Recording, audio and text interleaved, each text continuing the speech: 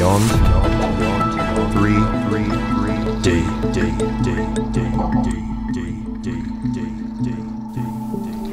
Good evening, everyone out there. Welcome to this week's edition of Beyond 3D. Clint sitting across from me, Matt here as well, that's me.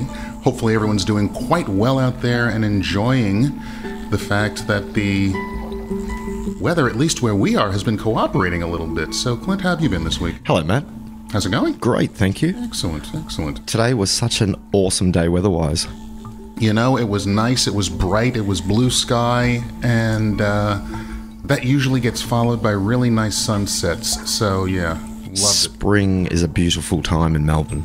It is. It most certainly is. Although I'm an autumn guy myself. You're an autumn guy yourself? Okay, quick. Okay, interesting. But I'm anything but summer as far as I'm concerned. We live in the wrong place for that, don't we? Yeah, tell me about it. But that's life. Anyway, guys, hopefully all is well with you out there. We are here to present to you what we've seen this last week, what's going on worldwide, things that are going on the planet, and in some instances off the planet as well. And what I wanted to start with, Clint, was this one. There is a major announcement coming up Monday. Is this NASA? It most certainly is now, NASA. We haven't talked about this because I haven't seen you since last Saturday night. There you go. Yep. So the fact that we both are a little bit clued in on this, go for it. Europa. And the fact that NASA's going to release details of a surprising find, or as they put it, a surprising activity. Speculate for me. Not aliens. No. Well, this is a speculation. Yeah, go ahead. No, you're making a speculation. I'm making the speculation. Well, my speculation is just like they found on Pluto and just like they have announced on Mars, they will find that there is water under the surface. So we're drip feeding again. Drip feeding, without a doubt, more drip feeding, and there's nothing you can do about it. They will never ever admit that this is just a cycle. Never say never. Never say never, like the movie. But no, it's a cycle, guys, and you should know this by now if you've watched movies out there, and if you've even done a little bit of study and a little bit of research. What you will understand is that being that the world is, and the universe, and this galaxy at least, is billions of years old, there have been civilizations that have come and gone, creation and destruction. That is the way of things. When you look at Mars right now, what most guys are finding up there are remnants of an ancient civilization. They've also found evidence of some kind of radiation holocaust on Mars too, haven't they? That would equate to some kind of nuclear activity that happened there on a mass scale. So this is what happens. So when you go to YouTube sites like Mars Anomalies and things like that, Chris, and look at what they're putting up there, what they're showing you is they're showing you what are definitely remnants of ancient civilizations. You see the things, and when you do the analysis, that's what's going on up there. But I digress. We're going to go back to the fact that NASA is going to make a major announcement about Europa, one of Jupiter's moons. And while a lot of people speculate that it's not going to really happen, they want the alien activity to be up there. But no, what they'll say is they have found underwater ice. There's an icy crust around the planet, and underneath that crust is going to be a liquid area, water, which can contain bacteria, etc., etc., etc. But the thing to me when you start saying this is they are once again talking about what they consider to be life, and it's based upon all the information they have about life here. Things are different out there. So we will see what that information is. I will be watching with bated breath what they say. I don't believe they'll reveal too much, but it should be quite interesting. Clint, you know this is coming up, so you have any quick thoughts on that yourself? I take that to mean no. No, I was just reading something. All worlds are yours except for Europa. You know who said that? That's from 2001 Space Odyssey, wasn't it? Arthur C. Clarke. Yeah, absolutely. All worlds are yours except for Europa. Now, so that's a very interesting statement. Mm-hmm. Why Europa? And Arthur C. Clarke said that. Mm-hmm. Eons ago. So why did he focus on Europa with that, Matt, do you think? When your leading science fiction writer at the time makes a statement that still resonates today, all worlds are yours except for Europa. Well, if you go to the context of the movie and you had the monolith and what was going on as well, I'd have to really think about that. But quite frankly, there's something, in my opinion, that seems like that's the seed in some way. And it might be a seed for, well, it's definitely a seed for the Jupiter system, because there's some 60 plus moons up there, and they haven't even named them all. But yeah, if you're talking about our oceans can be seeding life on this planet, let's extrapolate that out a little bit larger, and let's think about the fact that maybe Europa is seeding life or some form of life in this solar system that we have not yet discovered. There has to be a reason why they've sent Hubble all the way to Europa. The thing I don't like about Hubble, the telescope, is this. You get these wonderful, intricate, brilliant, absolutely spectacular photos of something that is billions of light years away, and you get these blurry, crappy pictures of the surface of the moon. It drives me nuts.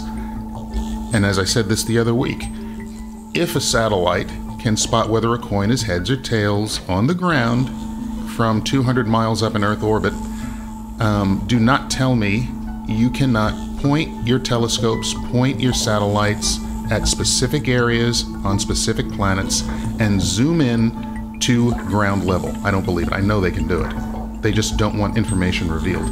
But if Europa is, what would you call it? Just a seed factory, and it is actually seeding life through this part of the solar system, maybe that's why Arthur C. Clarke said, not Europa. Yeah, it's plausible. Plausible, thank you.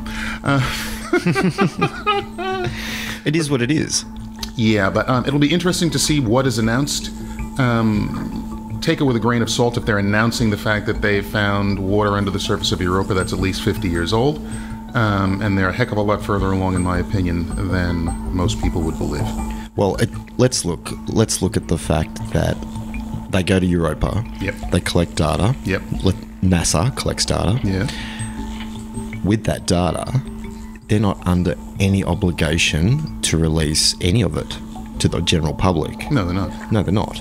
So they can release 100% of the data, or they can release 1% of the data. Yep. We have no idea what percentage of information they're going to release in regards to Europa. Yeah, true. At the end of the day, that's the reality of it. Oh, look, I'm of the mind that they will never show anything that contradicts the current norm, in inverted quotes, paradigms that are going on right now on this planet. You do not want, and this is the whole thing, and everybody says, oh, people will panic, this is going on. No, it has nothing to do with that. That information is knowledge, and knowledge is power, true power. And when you realize exactly what's going on, they no longer have control over you. They can no longer play the games with you because you notice them and recognize them as a game. So if you know for a fact that there were ancient civilizations on the planet Mars, if you know for a fact that they have found domes on the moon, if you know for a fact they have found structures on the moon that look like there is actually mining going on up there, you would say, well, who is doing this? If you look at certain videos that show you, as Apollo 11 is flying over the back end of the moon, UFOs scooting all around the daggone place, and it can't be refuted, and it almost looks like they're taking off out of a crater, and there are runway lights at the end of it to guide them where they need to go. What's that all about? This is what's going on. I wish I knew what it was all about. No, I'm just saying, the information. So many people can find this information themselves. But this is the whole point. Please stop asking, and I know a lot of other guys have said this, do not ask government to give you full disclosure. Go out and find it yourself. Exactly. You're wasting your time if you think they're going to give you any information and stand up there and announce and give their power away. It's never going to happen. Now, I watched actually, I've got it here queued up, ready to go if you want to listen to it. Well, I'd like to share it with our listeners tonight. The War on Reality. Okay, yeah. So we're talking about pretty much the same thing right now, which is the war on reality, or how globalists occupy your mind to control everything. Mike Adams from Natural News has got this little clip on that exact topic, so I'd like to share that with everybody tonight. Excellent. Beyond 333 D.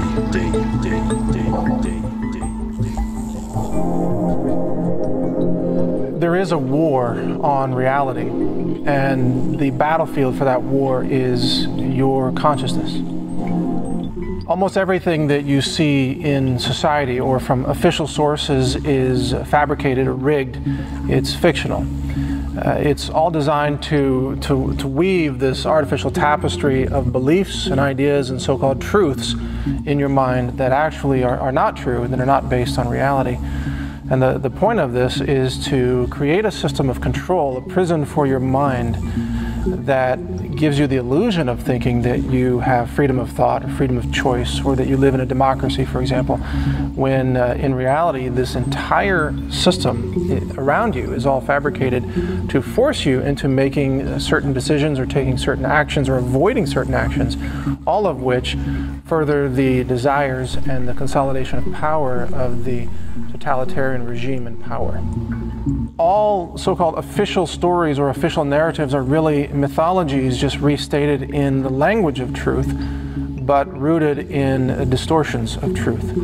And yet they are accepted by people as reality because the fuel behind the myth is peer pressure or consensus or social acceptance.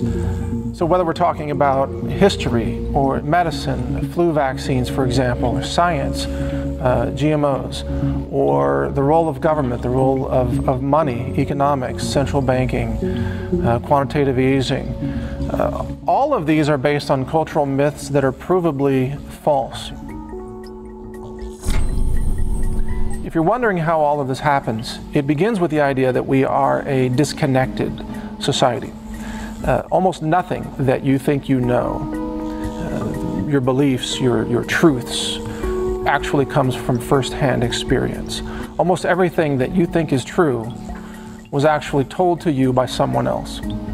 When you watch the news, let's say on CNN, for example, you think that they are telling you something that's true, and then that idea of truth transfers into your belief system, and now you believe that what they said was true because they reported it, but you never saw it. You weren't there. And so you're depending on third parties to tell you what's real in the world. Well, what happens when those third parties are deliberately lying to you, or withholding information, or falsifying, or distorting information? And that's actually the system in which we live. The media, government, institutions, academia, every sector of society is engaged in an elaborate scheme of lies and distortions, and yet they have the ambiance of apparent authority, and so they are believable by most people. And it is these institutions, media, academia, government, that create this fictional construct in your mind, which we could call the matrix. And you are living in this matrix psychologically, and you think it's real. You think that all of these things that are being reported on CNN are actually happening in the world the way that they're being depicted on CNN. What you don't realize is that it's all theater. It's all theater. And the TSA is called security theater because the TSA adds virtually nothing to your actual security.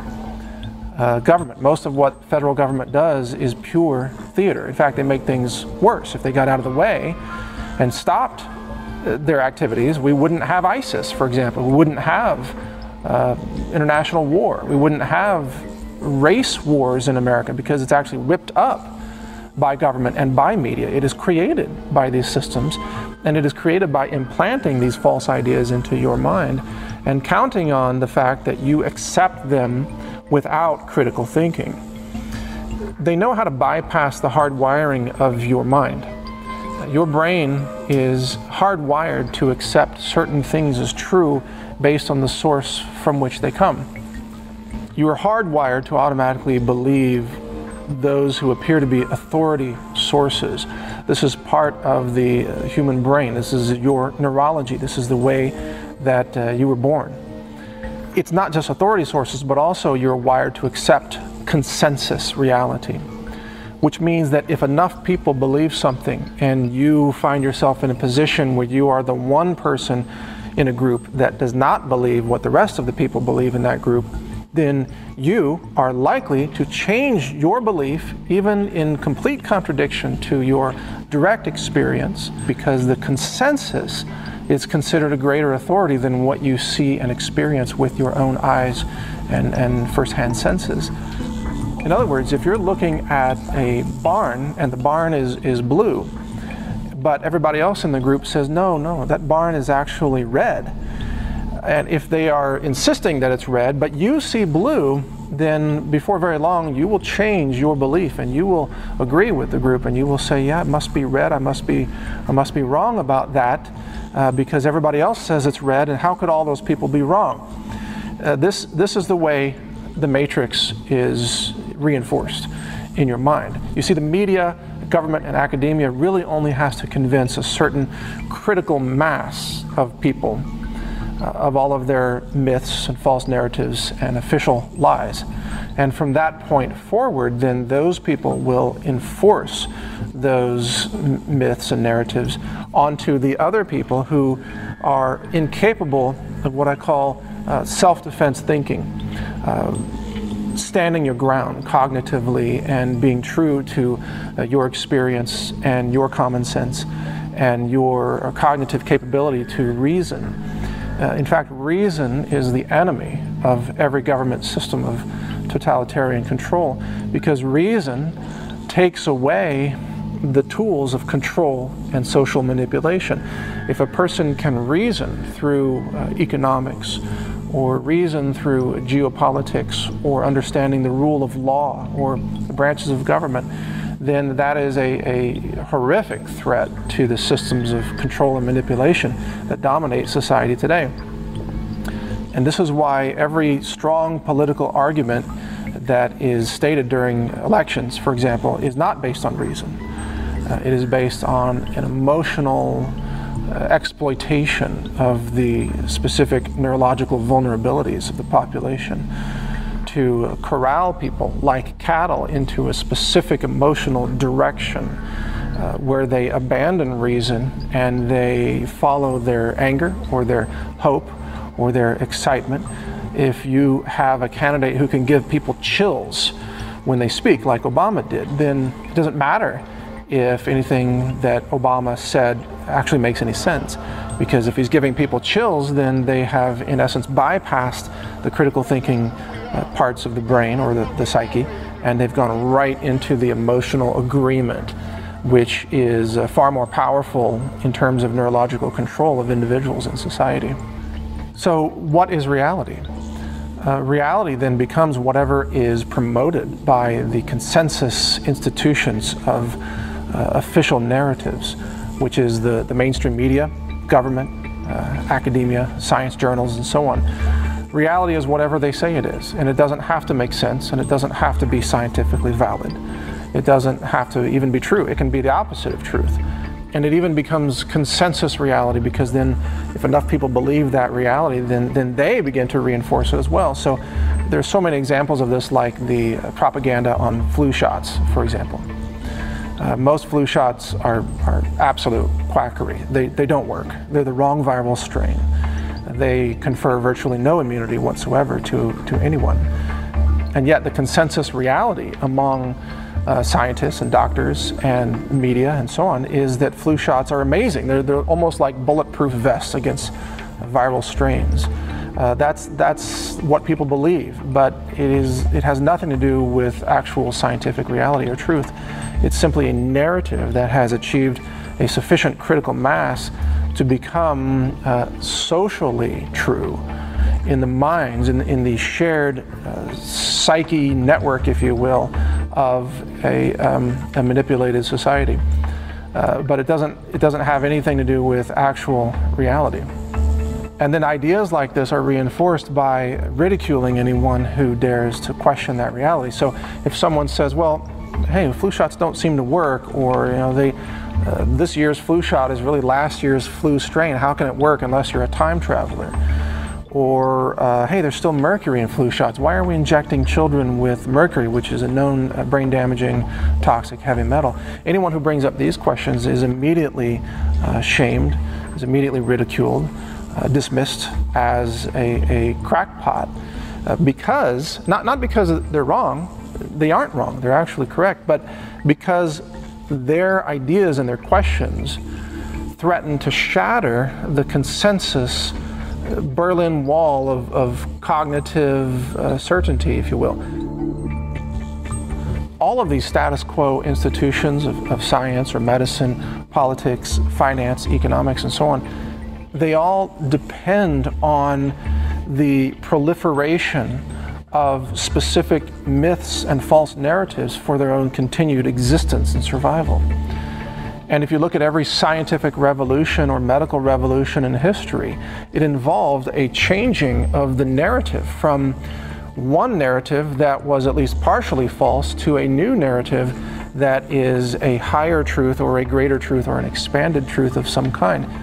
For example, in science, if you look at the history of Newtonian physics, Isaac Newton wasn't wrong about Newtonian physics and the laws of motion, conservation of momentum, and so on, but it wasn't the greater picture of physics that came along with Einstein's theory of special relativity, or even quantum physics after that as well.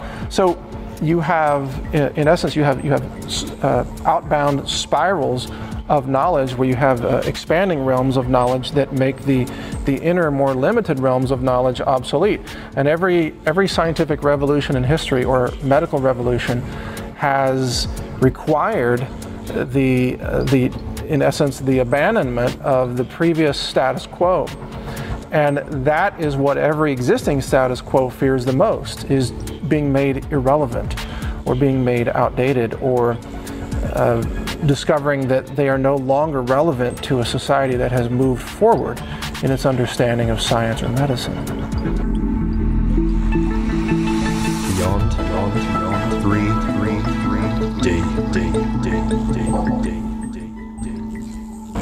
Politically correct language is a destroyer of reality, and it's one of the most devastating tools of social control and thought control. If you think about it, PC language is all about controlling what you think and limiting what you think by limiting what you say and limiting the words that you're allowed to use.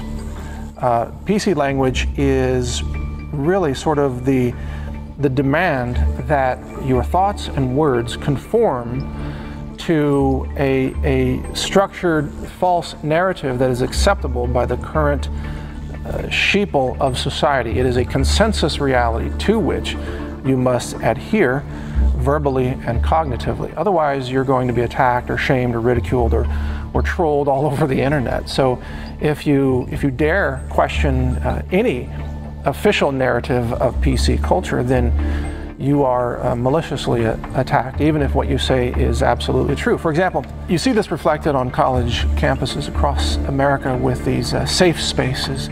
Well, what is a safe space? A safe space is this imaginary place that college students have created for themselves where no ideas that they don't already agree with are allowed to be stated. So when someone like Breitbart editor Milo Yiannopoulos, when he wanted to go to campus and speak and talk about, in his views, why feminism was a philosophical contradiction, for example, he would be very aggressively attacked, maliciously trolled, banned, censored, physically attacked in some cases, because he was invading the so-called safe space. And so colleges in this way are really waging this war on reality by preparing their students to only live inside artificial psychological constructs, while avoiding preparing those students to live in the real world.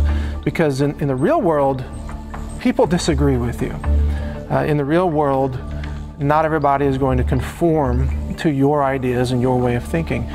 In fact, in a truly free society, in a truly tolerant society, there is tolerance for a huge diversity of ideas, especially those ideas that you may not agree with. If you don't have tolerance for the ideas that you don't agree with, then you really don't have tolerance at all.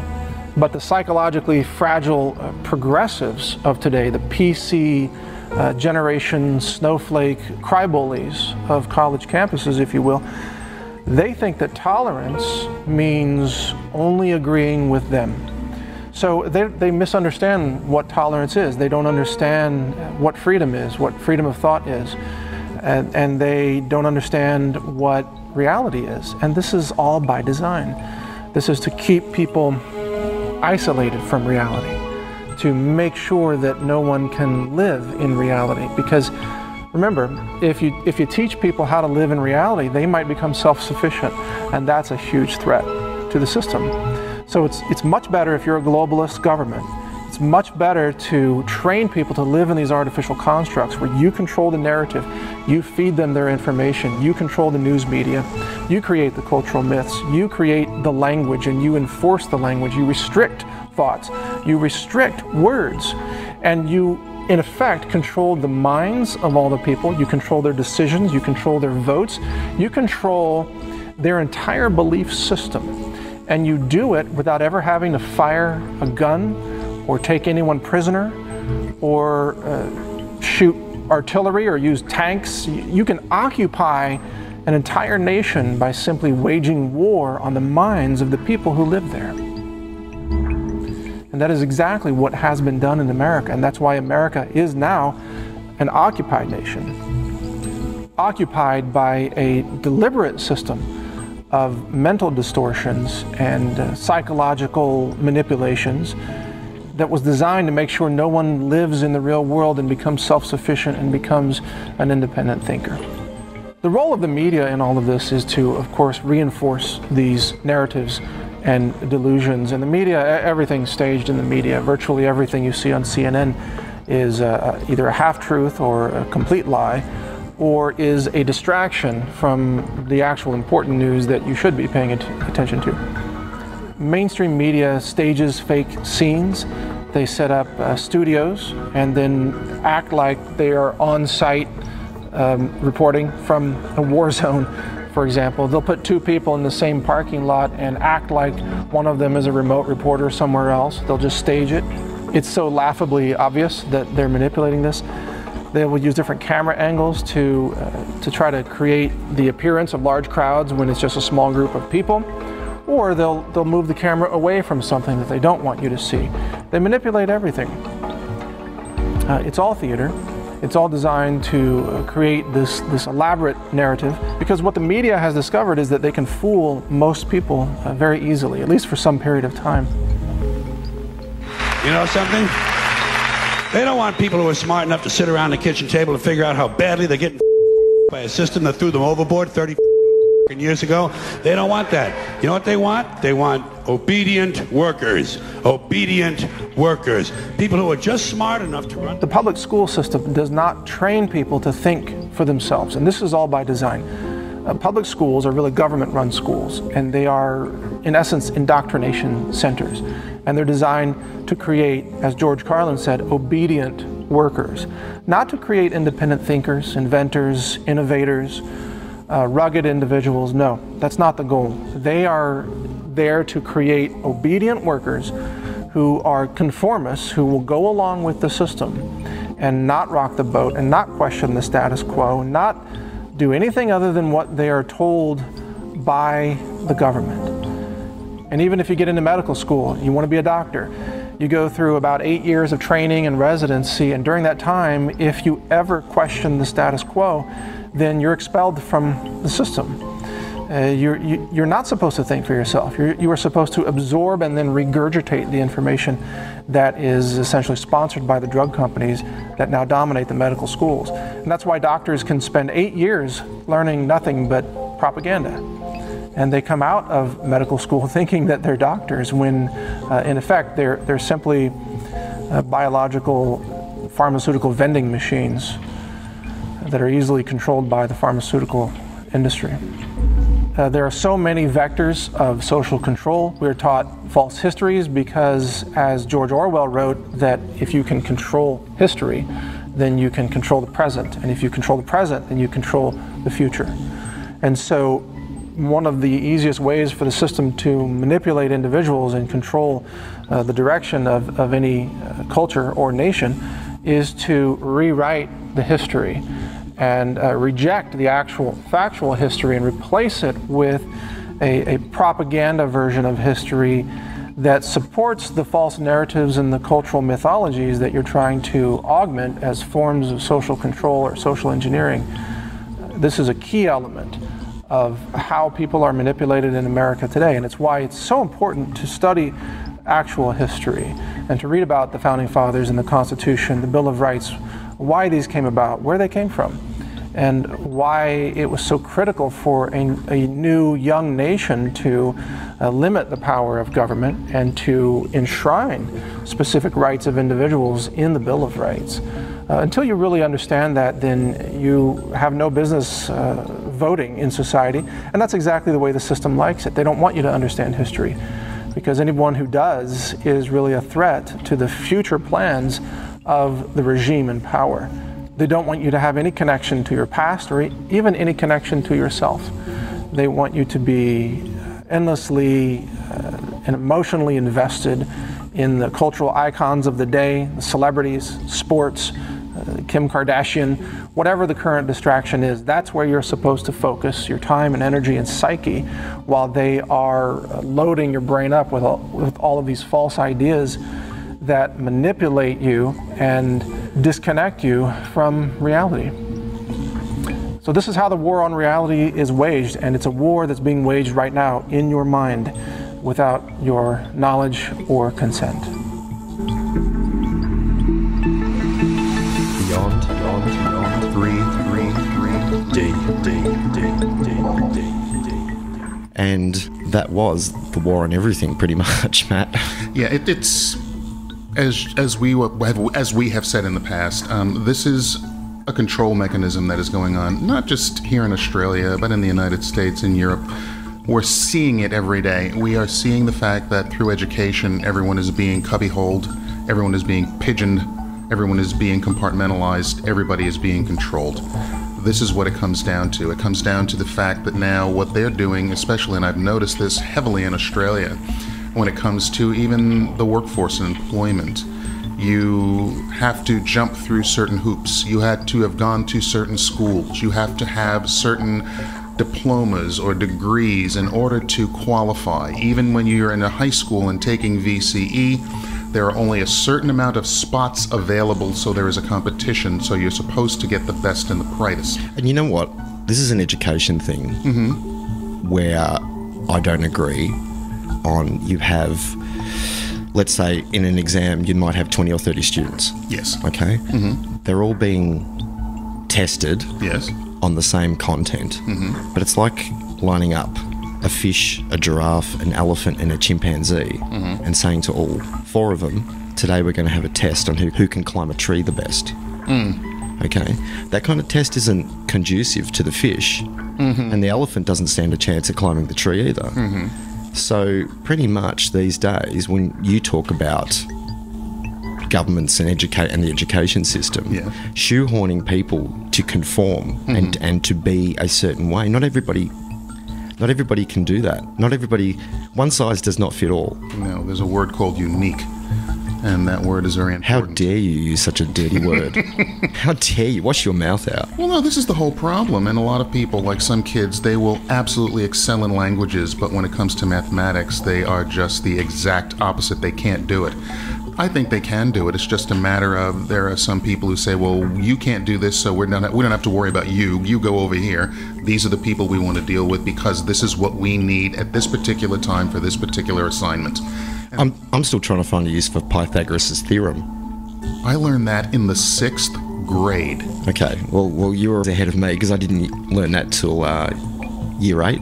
One time we were Catholic school boys. Father Duffy came into our classroom. We were in 6th grade, and Sister Joseph Patricia was not in that day, so he took over the class. So he decided that a squared times b squared equals c squared was going to be the topic of the day. It's actually c squared equals a squared plus b squared. No, not the way we did it. A squared times b squared equals c squared. Actually, it really doesn't matter. As long as you've got either the a or the c on the outside and the b with either the a or the c, I'm pretty sure because it's a triangle that it doesn't really matter. But the whole point of it was that was the way we were taught. Isn't it interesting that that's the way you were taught in the States and I was taught differently here in Australia? And the fact, it should be the same theory or the same theorem, but it's not really. What it came down to was you don't take a bunch of 11-year-olds who are working on their times tables and other things like that and throw in something like the theorem of Pythagoras and teach them this for a 2-hour period. Because that's something that you wanted to indulge in. We were like, are you kidding me? But the thing is, it's still stuck in my head. It's still stuck in my head too, but I haven't found a use for it yet. No, and this was the whole thing with numbers especially. So a lot of kids out there can have problems with numbers. But for me, what made me really learn numbers was I was on the floor of a stock exchange doing it every single day. There was a use for it. I applied it to something. Well done, well done. Every day. Well done. So these are the things that has to happen, especially in education, and what you're getting at the university level, especially right now, not necessarily here, but in the States, what I had seen was, everything about education there. It's just pay me, pay me, pay me, pay me. Here it is. Most of the university professors are of the Marxist variety to begin with, and they're basically training you to become a good slave. Which is what Mike Adams spoke about earlier tonight. Yeah, and that's the bad bit. And we don't want to be that anymore. We've been there, done that, time to move on. So with that, we will move on. And interesting. Now, speaking of Mike Adams, yes, he this morning posted something on Natural News which was really, really interesting. I'm going to read this out. Oh, great. Go for it. He's made a claim that a historic event to occur in the next 6 days that will end the rise of Trump and seize the future of America for totalitarian globalists. Okay, so we're now talking about the big fight that is going on politically in the United States of America right now, which is really a lot of fun. It's really fun to watch when they try to make you take sides and you're a person who has done enough work and you can say, I have no desire to play your children's games. Listen to this. I'm going to read this. Go for it. So this is Mike Adams. You didn't really think the criminal cabal of globalists was going to idly stand by and let the voters elect an anti-establishment candidate, did you? According to the latest insider buzz I'm hearing, a staged event of historic magnitude is set to take place in the next 6 days that will end the populist rise of Donald Trump and allow totalitarian globalists to seize control of America through political means. I post this article in the hopes that perhaps revealing these plans ahead of time may cause them to be put on hold. All the buzz on this centres around a number of unverifiable claims that are now circulating among various bloggers, journalists and video commentators in the indie media. For the record, I do not endorse any certainty of these ideas, but for the sake of making sure this is all out in the open, I will mention that these theories centre around claims that either Clinton will be assassinated, Trump will be assassinated, they both will be assassinated, or the most bizarre theory that Hillary Clinton is already dead and will still be assassinated anyway in a staged event to blame Second Amendment people and reset the entire election. While I can't validate any of these claims and therefore don't endorse them, what rings true about the overall tone in such whispers is the idea that the globalists will stop at nothing to control the outcome of this election in any way possible.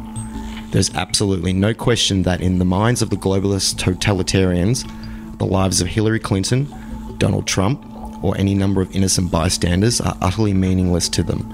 They have to murder a few people to stay in power. That is well within their psychological window of acceptable behaviour in order to achieve their political goal of total domination. Behind the scenes of the indie media, everybody is talking quite openly about these scenarios, and some are convinced that Hillary Clinton actually died on 9/11 and has been impersonated or green screened ever since.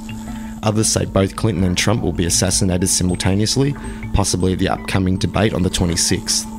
All news pipelines also reflect the concerns with an article that warns, hold on to your seats, something shocking is set to rock presidential race. What do you think of that, Matt Adams? I'll tell you what.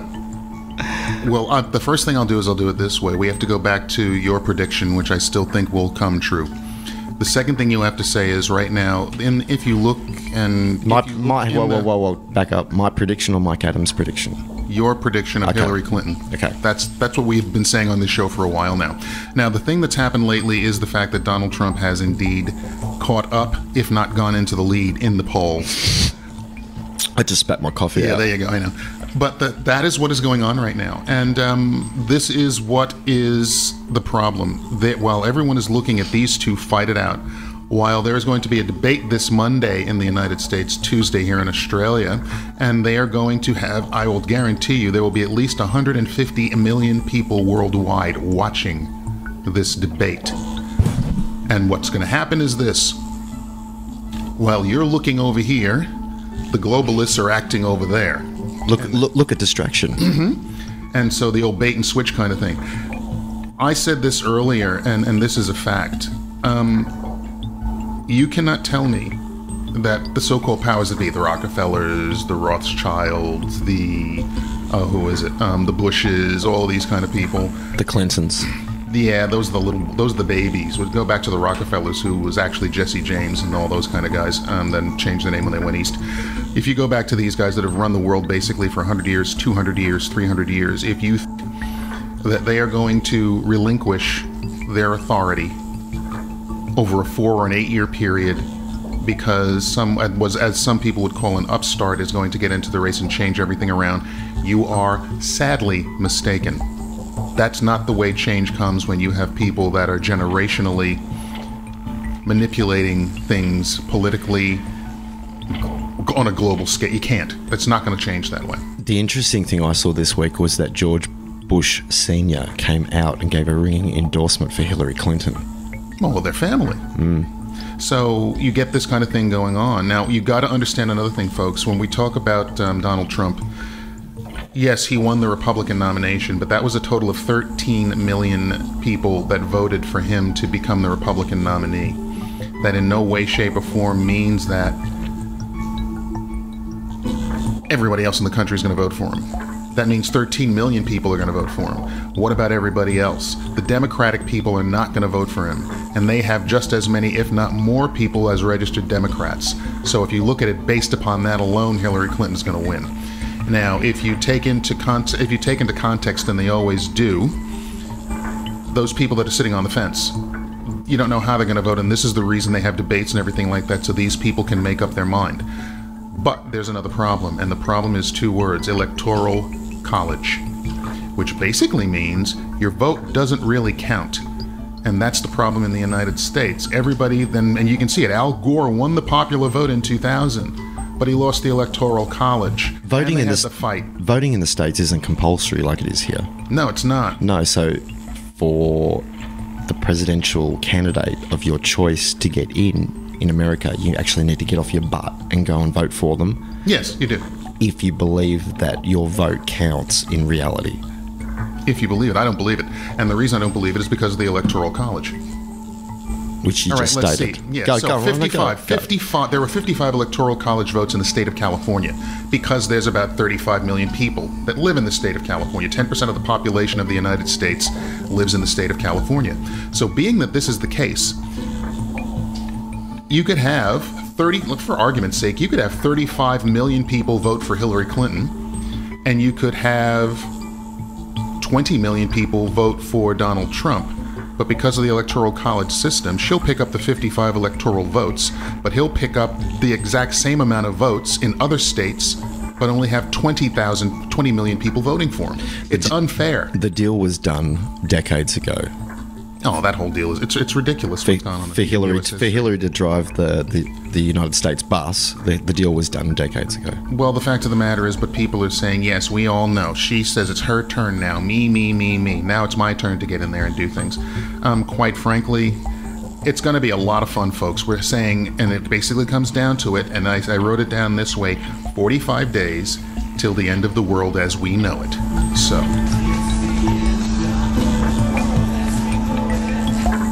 There you go. What a good song. Yes, it is. Beyond 3D.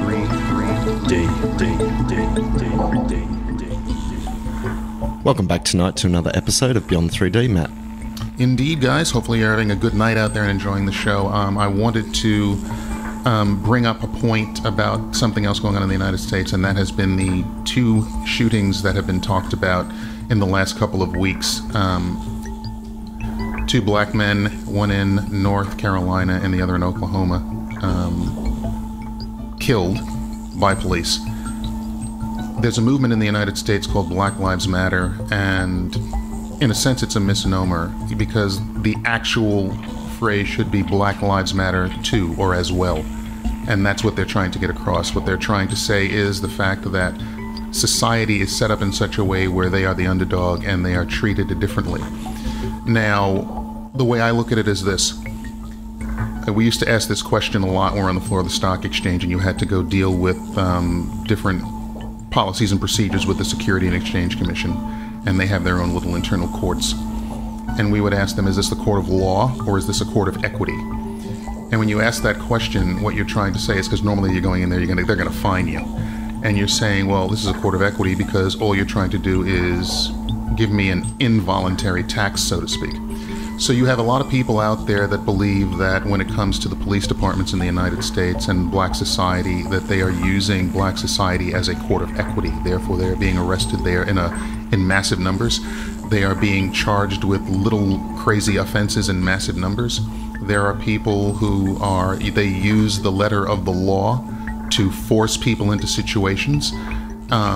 For example, you're sitting in your car and you are smoking a cigarette if you smoke, and a police officer or a law officer comes up to you and says, put the cigarette out, and you go, no, I'm smoking in my car. The next command they will give you, and they have authority to give you, is get out of the car. Once you refuse to get out of the car, you have broken a law because you have not obeyed a lawful instruction. And they can then take you out of the car, arrest you, and now all of a sudden it leads to money. These are the things that need to change in the United States insofar as what is going on with the criminal justice system. A lot of people talk about the fact that Hillary Clinton's husband, Bill Clinton, put into place one of the most heinous, draconian, reprehensible crime acts that have this going on. You are a drug dealer, you get 3 to 5. You are a drug user, you get 30 to 50. Yeah, where's the equality there? There is none. And this is the thing that is going on over there right now. So these two gentlemen, I'll put it that way now, were murdered, in my opinion. The one in Oklahoma was as blatant and as obvious as you can possibly get. When you see a person walking to the vehicle and around their vehicle with their hands up, the next thing you know, about 10 seconds later, they're lying on the floor, profusely bleeding and have died because they were shot. And the other one is suspect. But the other one, which I find interesting, the shooting that was obvious, and the officer has since been arrested and charged with manslaughter first degree. Everything in that city is calm. But as you know, looking at the news lately, North Carolina, Charlotte, North Carolina, there have been riots and things going on. And that is because there was not transparency. So when it comes to law enforcement, and they do a very good job here in Australia, and I think it bodes well on society down here, but it doesn't in the United States. There needs to be more transparency there. I don't understand these days, if you're an officer of the law, yeah, I'm pretty sure most of them these days wear like cameras that record everything that they do, or they're meant to record everything that they do these days. Yes. When you're an officer of the law and you're out in the field and you come across a situation like that, which can blow up. Yes. Or a situation in which they blow up themselves. Mm-hmm. Everything's being recorded. We've seen time and time again police officers held accountable based on the video footage that they were carrying, which incriminates them and their actions. I don't understand why this is not in the forefront of their minds when they go out at night or during the day to protect and serve their community, when they're pulling people out of cars that are not resisting any kind of arrest, that are following instructions, that have their hands on their heads. Yes. Surely these police officers must, in the back of their mind, know that what they're doing is being recorded, and when they cross that line, that's going to come back and bite them in the bum in a court of law. In the state of Oklahoma, that actually did, but in the other states, and they showed video, I've seen video footage, you don't see it. Did it mysteriously disappear, or? The cameras are on, but the way it's almost as if what you need to do is you need to have it almost like an ear clip, and it's right alongside your temples, so you can actually see what the eye is seeing. But a lot of times they wear it on their lapel. All you literally do is if you turn to the side, to the left or to the right, all of a sudden it's not filming a suspect, a car, whatever. So the technology needs to be looked at as well. And sometimes the police officer can actually turn the system off. That can happen as well. How convenient. Yes, and in a certain sense, it can be convenient for some of them if, it wasn't on. In the case in Oklahoma, they have dash cams as well. They weren't on. It's a mess, and what it does is, and I think this is the main thing. I do not want to see any human being murdered under any circumstances. I'm not into that. I can't stand war, all of it. I think it's just ridiculous. But at the same time, what's going on is this is a setup. This goes back to our elitist friends trying their best to destabilize the whole thing. It is just insane. And the thing that bothers me is a lot of people are waking up to it. A lot of people are still asleep, and they're falling for it. They're playing right into their hands. And this is the whole thing. It's amazing to me that more people are not aware of the fact that you're being played. I mean, come on, that's not what life is supposed to be about. You should be doing better things than that. But the fact of the matter is, that's what this show is about. You wake people up to exactly what's going on and why. People then they have to filter it through their belief systems, yeah, and then they can come at it from a different angle. And sometimes it just takes a show like Beyond 3D to state, all right, look at it this way. What do you think about it now? Because a lot of times we do have those rose-colored glasses on, or can be very myopic, and we need another perspective that you can say, wait a minute, what about this? What about this? What about this? Question everything. Well, that's what every guru I've ever met said. Question everything. Question everything that you come across. Ask questions. And that's what kids do. Why? Over and over again. And that's the joke that they tell about the 2 and the 3-year-olds. That's what I do. I do the whole why, and people get sick of it. Yeah, but the fact of the matter is, you're asking questions because every time you ask that question, it brings out more information that gives you a bigger picture and a better picture of what's actually going on. So, folks, the United States of America is wacky right now, but at the same time, from a distance, at least as far as I'm concerned, that's an understatement. Well, okay, I'm trying to be nice. I know you're trying to be nice, but how many days left to go? 45. 45 days. It is going to get worse. Well, the fact of the matter is, there's a whole lot of things going on. You have the election coming up. I'm of the mind that a certain person that is leaving the White House might ultimately end up as Secretary General of the UN.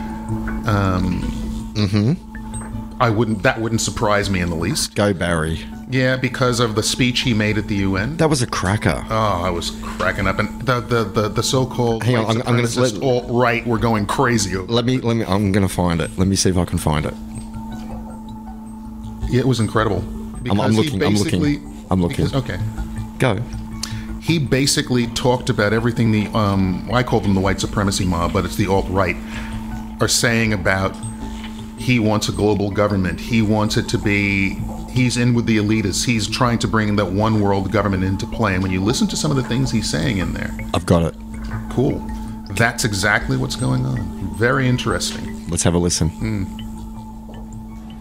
Today, a nation ringed by walls would only imprison itself. So the answer cannot be a simple rejection of global integration. Instead, we must work together to make sure the benefits of such integration are broadly shared. And in my own life, in this country, and as president, I have learned that our identities do not have to be defined by putting someone else down, but can be enhanced by lifting somebody else up. They don't have to be defined in opposition to others, but rather by a belief in liberty and equality and justice and fairness. And the embrace of these principles as universal doesn't weaken my particular pride, my particular love for America. It strengthens it. That was pretty powerful. Exactly. It gives you chills, doesn't he, Obama? Yeah, but the thing about it is, when it comes to what's going on in the United States, if you look at what Donald Trump stands for right now, he stands for nationalism. The nationalists have hung up their banner on Donald Trump. They want their nation. They don't want to be a part of the NAFTA. They don't want to be a part of a union like the European Union. They want, in a sense, to be isolationist again. Build a wall. Well, that's the southern border. You have a larger border up along Canada. What are they going to do with them? I mean, there's only 35 million people up there as well, so it's not as bad, I would think. But this is the whole thing. Everybody, in my opinion, here we go, I have to mention Star Trek. Everybody I'm just going to take a break. Let me just push my chair back. I'll put my feet up. Earth in 23 or 2400 in the Star Trek universe is one planet, period. In other words, you work on the starship Endeavor, and you come back to Earth, and you land in San Francisco, but then you get on a transporter and you go to your home in Brazil. And then you decide you want breakfast, so you're on the street of Paris from another transporter, and you go to get your croissant and coffee. And then for lunch, you decide you would like to go, a bit of Asian food, so your next thing you know, you're in Tokyo. It is one world. It is a paradise, so to speak. I personally believe that that is the way this planet will go. But it is not going to happen in the next 100, 500, or even 1,000 years. It will happen in the next 5,000, in my opinion. Until humanity evolves and stops butchering itself, that will not happen, Matt. And until they actually take care of the planet that they are on to the point where, you're in harmony with everything. That's what has to happen. What you have right now is the me generation, so to speak, fighting over control of everything. They want to control everything. And if you think about it, what are these guys trying to do? They do it in Australia. It's politics. They want to control the masses, control the population, but most important, they want to keep the status quo. They need you where you are working, because if you're not where you are working, there's nothing for them to do, and then they might have to actually go out and face the fact that politics and what they're doing as a so-called job is an absolute farce. So, that is my soapbox for this evening, but quite frankly, I can tell you categorically and factually, we will ultimately evolve to the point where this planet is one world, and in spite of ourselves. And if we don't... No, we ultimately will. But I'm saying if we didn't... Okay, I'll say it again. If we didn't, there's nothing positive to come out of that. But that's the whole thing. It's all about evolving, spiritually evolving, but it's all about... But this is a manifestation of the spirit realm in the form of matter. So ultimately, we have to evolve.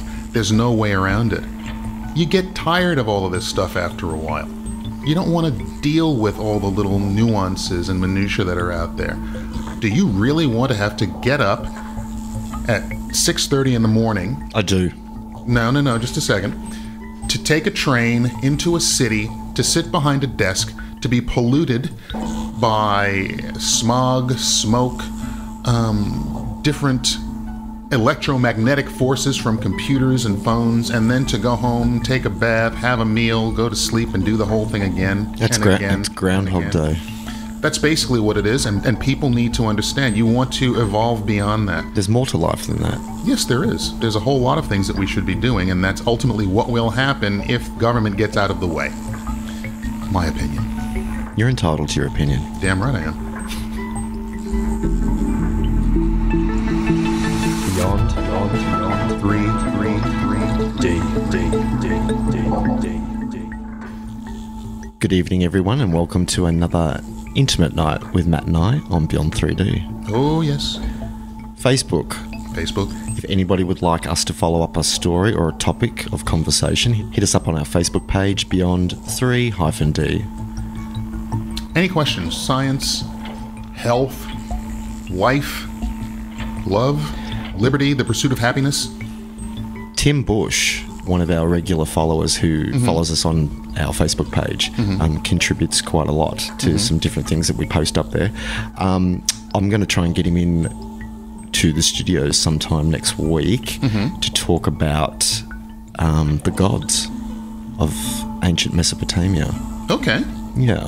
I just thought I'd throw that out there for people to have something to look forward to over the next couple of weeks. That'd be great. He's very, very knowledgeable on all that kind of stuff. Excellent. More so than you and I. So I think I might get him in and turn him loose. Not a bad idea.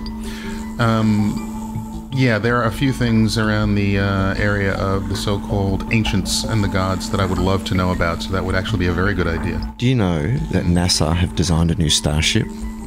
I think I saw something.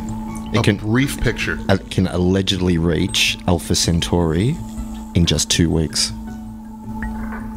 Well, let's go. Sign me up.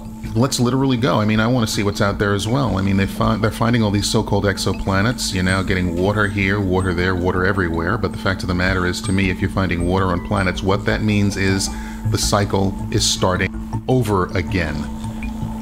The ship's called the IXS Enterprise. Oh, they got to name it Enterprise. It's like they did with that first space shuttle. It was designed as a proof of concept ship. I'm looking it up. The goal of it was designed for the goal of achieving warp travel, Matt, which I know that you'd be interested in. Yes. So researchers hope to make faster than light travel possible with the help of an Alcubierre drive, which works by distorting time-space, or space-time, or time-space, or space-time. Or space and time. And it's based on Einstein's field equations on gravity. So it's equipped with a warp drive, and it can allegedly reach Alpha Centauri in 2 weeks. Well, get it going. Wait a minute. They're just announcing this now? That Yes. means it's 50 years old. Yes. Oh, jeez. So, They've been there already. You know, let's go. Alpha Centauri is 4.3 light years away. Yeah. So, if anybody wants to look that up, they're more than welcome to. It's IXS Enterprise, and it's a concept ship that they've allegedly designed. Allegedly designed. So, like you say, Matt, we are what, 50 years behind? Oh, yeah. I'm seeing the images of it right now. Yeah. I'll bet good money they've been there and back already. I'll bet good money. We've talked at length about the secret space program. Yeah. I'll bet real good money they've been there and already. I'll guarantee it. These buggers. That's wrong. All right, guys. I'm really sick of this. They put this stuff out, and you know they've already been. If you're seeing a concept picture, the daggone ship is already built. That's not even a concept. That's a full rendered. Yeah, they've done it already. Lying bunch of Go on, say it. bastards. Well, we're interested in this kind of stuff. This is the kind of stuff that can open up so much for this planet, for us individually. I mean, it basically would verify and validate everything we're talking about. Therefore, they keep it quiet. Oh, that's just ridiculous. They've been there. They've done it. There's the fact it's called the Enterprise I find interesting, because I did many years ago see a little documentary on why the Enterprise was called the Enterprise. Oh, yeah. And the very, very strong links that Gene Roddenberry has with NASA. He did. He had very strong links with NASA. Well, all those guys were into flying. First of all, they were all pilots, including Gene Roddenberry. They were test pilots, as a matter of fact, and they were totally into space flight. They were totally into all of those things. So, hey, look, that's what it is. But the fact of the matter is, now that you've mentioned this, it's done already. Now, we said this before, Clint, and it's a very valid point. When 9/11 happened, Rumsfeld came out and announced how much was missing from the Pentagon, about 2.5 trillion. 9/11 happened, so Rumsfeld's how many trillion? 2.5 trillion. So Rumsfeld's 2.5 trillion could be swept under the carpet and nothing to see. Yeah. Well, last I heard, and you might have heard it as well, that number, the Pentagon just came out with a new number, and it's up to 8 trillion unaccounted for. Oh, am I supposed to look surprised? No, you're not supposed to look surprised, but then I just equate that to, okay, that's why this ISX Enterprise has already been built and has already been sent, and they know they can make this kind of claim because they've done it. And that is how they fund it. Look at it this way, there haven't been any major announcements in technology leaps for quite some time now. Yes. So I would say a lot of the good technology that we're waiting on, we won't have to wait much longer. Well, they got to do something. I mean, they're talking about maglev trains and all this kind of stuff to really get things moving as far as transportation and travel is concerned. Let's get them out there and let's get them going. I've been on a bullet train from Osaka to Tokyo before, and it was the most enjoyable sensation to travel at that speed and watch the world just flip by. And the joy of getting on a train and getting off the train with such a short time span in between, and knowing full well you've just journeyed from one end of, well, halfway middle of Japan to the other end of Japan. It was incredible. So, and that was just a bullet train. So you're talking maglev trains that could potentially get us from Melbourne to Brisbane in, what, 4 hours? More like 40 minutes. Yeah, well, that's quicker than a plane. Absolutely. Yeah. Absolutely, and that's the whole point of it. And so for me, they're basically, this is the little drip feeding stuff that they're putting out there. They're letting you know what's actually going on, but that's how it's funded, guys. They basically all of a sudden misplace money in certain areas at the Pentagon and things like that, and what have I heard? The last one I heard was, and I might have mentioned this before, but quite frankly, there are people that work in the scientific community that have been offered contracts 2 years, 3 years. They have to leave their family and go. Sign disclosure, non-disclosure agreements, the whole bit, and they go. Because they're working on a warp drive bubble for NASA. They're working on all kinds of projects that cannot be mentioned. But what they tell them is they say, well, you'll be underground, and they think, oh, underground. But then they show them a picture of what will happen, and they've signed a disclosure agreement, so they can't reveal what they have seen. And they go, you said it was underground. Why am I seeing blue sky and trees and tennis courts and swimming pools and everything like that? It looks like the suburbs. They go, oh, well. Still underground. It's still underground. And this is the stuff. You have no idea. Anything that is important, and we've discussed this before, it's underground.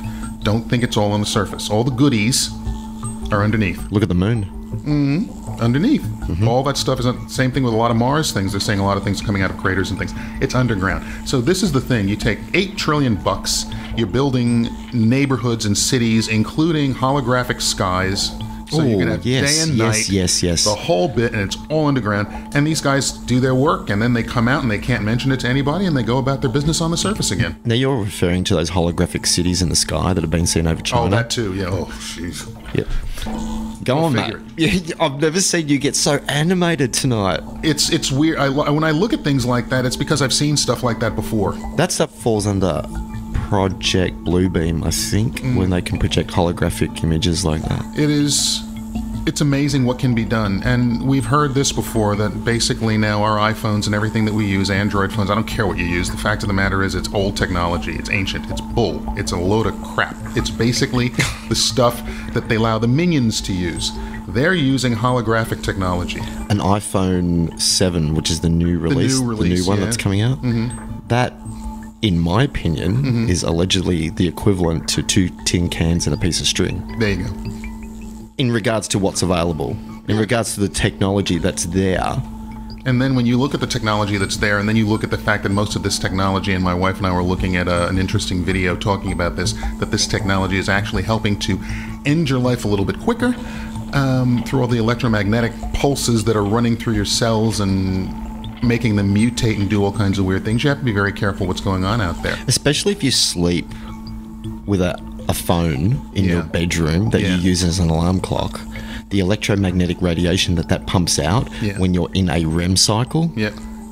There's no study on that. No study on that whatsoever. Well, folks, as far as I'm concerned, if you have kids... Actually, I need to rebut that. There would have been studies on that. Just we don't know about them. We don't know about the full extent of the harm. With all of you guys with the teenagers out there, do yourself a favor, monitor them, and even when they go to bed at night, do yourself a favor, just tell them, turn the technology off and take it out of the room, because even when you turn it off, if you look at page 183, I think it is, of the Apple agreement, they still have the right to turn it on and have the ability to turn your phone on when it has been off. Or disconnect the modem in the house. That really stuffs them. Oh, that'll drive... No, they'll get up out of bed then and go sneaking around to try to turn it back on again. Just take one of the cables. Yeah.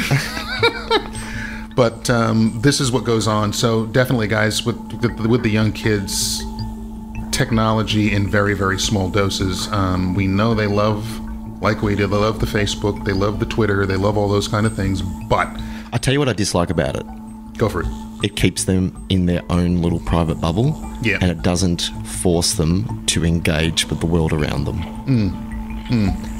Me personally, any kind of device like that should be used in your own downtime when you're alone, or you're using it for some form of study or information, or not when you're in a social scene. There's nothing worse than being with people and somebody pulls out their phone and stands there for half an hour surfing the internet.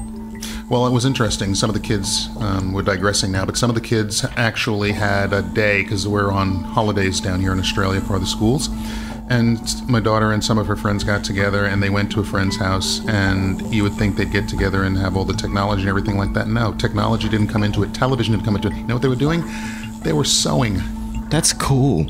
They were sewing, and they were making themselves summer shorts and things like that they can wear. That, to me... is cool. So thanks for doing that, Kate. That, to me, is just fantastic for the girls 12, 13 years old to be able to get out there and do something totally different, and they didn't miss the technology. And they're teaching themselves a skill. Yes, indeed. The only technology they got to use was a sewing machine. But God, it's fantastic what some of these kids can do. And so they learn something different. So this is the whole thing. Technology, first of all, what we're using is kind of old. Secondly, when you hear stories about prototype missions and prototype ships and all these kind of things, no, they've already built it. Don't mind me, I'm just taking off my clothes. No, he's not. He's taking off. He's putting his hat on and take off his sweater. That's what he's doing. But this is the kind of stuff. Back. Just learn the fact that a lot of the technology out there is to your detriment insofar as what it's doing to your body, so in small doses. There are people out there that have come up with technology that can actually transmit or change or mutate those signals to something that's positive, and not only and send that positive signal over the wire so it can actually help people. These kind of things are out there. Matter of fact, what we also should do in the coming few weeks is I'll talk about that. There's a person in Florida that has come up with a new technology that basically blocks all of the negative signals that are coming out of these phones. He might be a good person to talk to as well. So that's something I have to look into. But yeah, that's what's going on. So anything else this week, Clint? No, I think that's all we've got time for tonight. Yeah, good enough. So guys, thanks for listening to this week's edition of Beyond 3D. There are some good guests coming up. We are dealing with logistics when it comes to them, insofar as some people have telephones and landlines and some people don't.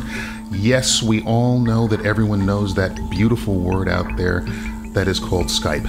But we are in a radio station, and we have to be weary of the different technologies that we use. So bear with us. Things will be coming down the pipeline quite quickly. Oh, we've got plenty planned. Yes. So we'll get those out to you.